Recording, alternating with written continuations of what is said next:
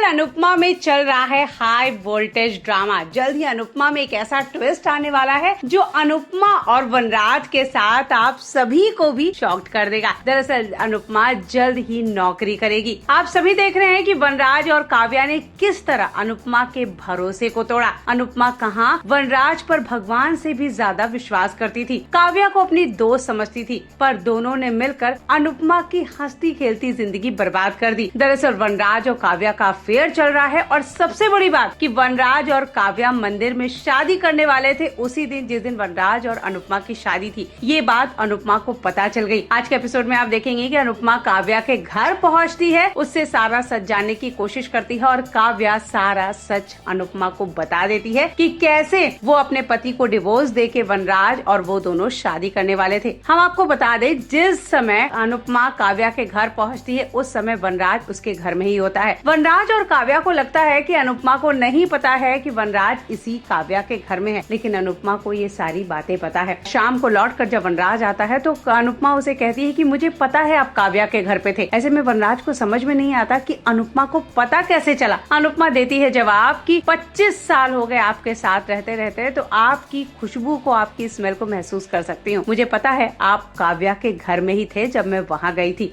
यहाँ पर वनराज उसे बहुत समझाने की कोशिश करता है कि जो भी हुआ उसे खत्म कर दो, अब नॉर्मल रहो, लेकिन अनुपमा इस बात के लिए तैयार नहीं है। यहाँ वनराज अब उसे मेंटली टॉर्चर करने के साथ साथ इकोनॉमिकली भी टॉर्चर करेगा। उसे पैसे नहीं देगा, बाई को हटाने की बात करेगा, उसे खुद घर का सारा काम करने को कहेगा। ऐसे में अनुपमा को ये बात समझ में आ जाएगी कि पैसे कमाना कितना जरूरी है। आने वाले एपिसोड में आप देखेंगे कि अनुपमा अपने पैरों पर खड़ी होगी और वो एक नौकरी ज्वाइन करेगी। इसमें आपको नजर आएंगे अन्नू कपूर की कंपनी में वो नौकरी ज्वाइन करेगी। यानी आने वाले एपिसोड में अनुपमा इंडिपेंडेंट नजर आएगी।